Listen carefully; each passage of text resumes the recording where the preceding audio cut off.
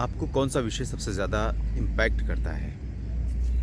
क्या शिक्षा से जुड़ी नीतियाँ, बेरोज़गारी की समस्या, आने वाले समय में आपके बच्चों या हमारी अगली पीढ़ी के लिए पढ़ने के या कह सकते हैं कि एजुकेशन के शिक्षा के क्षेत्र में जिस तरह के बदलाव की ज़रूरत है, क्या ऐसे बदलाव किए जा रहे हैं या ऐसे बदलावों की अभी कमी है, सरकार को कुछ और कदम उठाने पड़ेंगे ताकि शिक्षा व्यवस्था में बदलाव शुरू हो?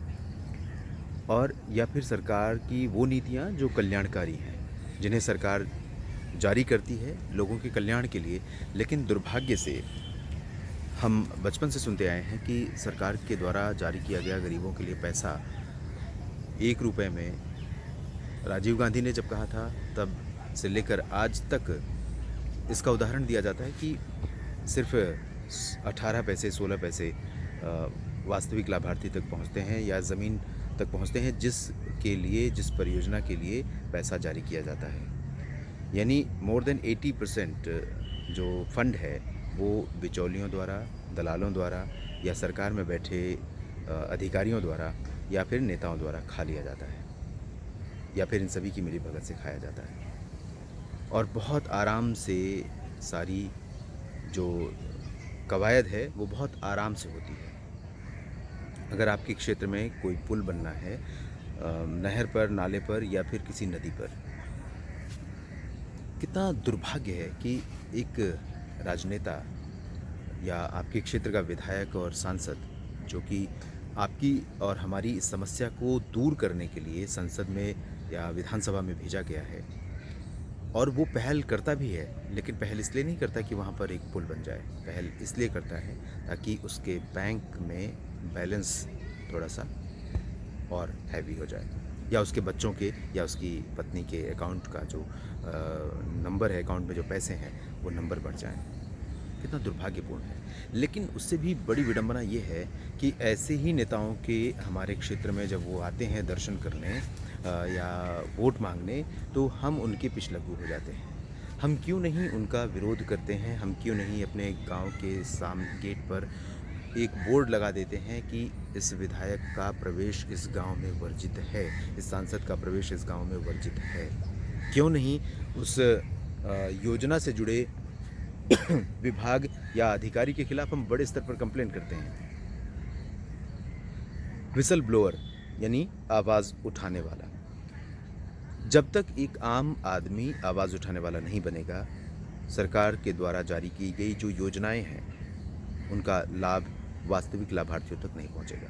केंद्र सरकार और उत्तर प्रदेश की सरकार या फिर अन्य सरकारें ढिढोरा पीट रही कि स्वच्छ भारत अभियान के अंतर्गत खुले में शौच से मुक्त बनाने का जो सपना था, सरकार का जो परिकल्पना थी, वो अब साकार हो गई है। और आज़ादी के 75वें वर्ष में गांधी जी के स्वच्छ भारत के स्वप्न को पूरा करने के लिए सरकार ने जो कवायद की है वो ज़मीन पर दिखाई दे रही है। इसमें कोई संदेह नहीं है कि इसमें बहुत कुछ बदलाव आया है।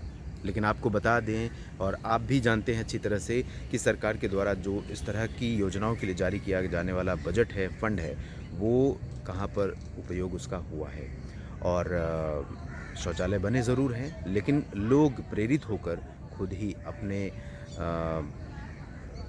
सेविंग से या अपने जिनके पास पैसे नहीं हैं, जो ग्रामीण क्षेत्रों में रहते हैं, उन्होंने अपने किसी तरह से प्रबंध करके उन्होंने इस तरह का शौचालय बनाने का काम किया। बहुत सारे क्षेत्र ऐसे हैं जहाँ पर अभी तक पैसा नहीं मिल सका है लोगों को। इसके लिए जिम्मेदार कौन है? सरकार या स्थानीय स्तर पर लोग या फिर हम स्वयं?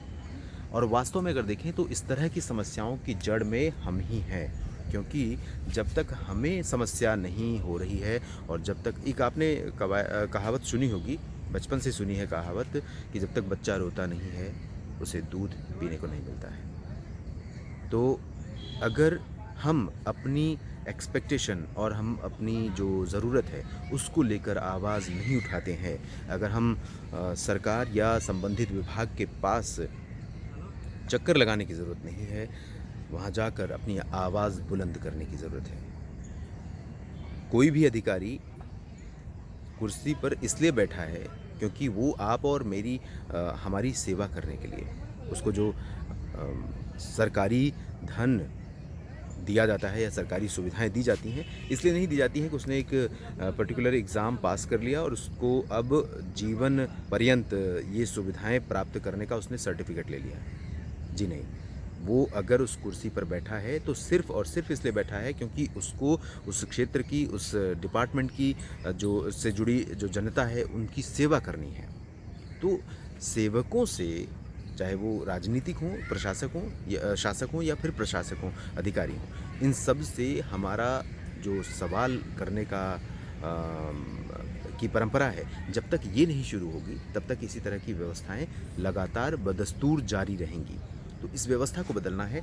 और मैं वीडियो की शुरुआत किया था इस बात से कि वो कौन से मुद्दे हैं जो आपको सबसे ज़्यादा परेशान करते हैं। तो मुझे लगता है कि ऐसे चर्चा करने के लिए, बहस करने के लिए बहुत सारे मुद्दे होंगे, आपके पास भी, मेरे पास भी और तमाम लोगों के पास भी। लेकिन वास्तव में वो मुद्दे जो सीधे तौर पर हमें हिट करते हैं, जिनका इम्पैक्ट हम पर पड़ता है, उन मुद्दों की बात मैं कर रहा था। उसमें ये जिस पर हम और अधिक बात कर सकते हैं और तथ्यों के साथ बात कर सकते हैं, वो यही है कि सरकार की जो योजनाएं हैं या हमारे जो मूलभूत अधिकार हैं, उनको हमें क्यों नहीं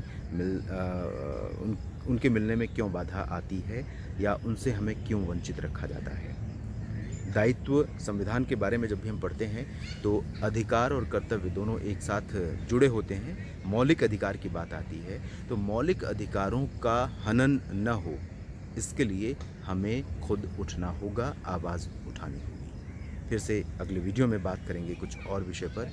और ये विषय मेरा सबसे फेवरेट विषय है क्योंकि इससे हर आम आदमी प्रभावित होता है और इस पर हम चर्चा ज़रूर करते रहेंगे और डिटेल में बातें करेंगे, फैक्ट के साथ करेंगे और कोशिश करूँगा कि किसी का इंटरव्यू भी इसमें मैं लेकर आऊँ आपके लिए। धन्यवाद।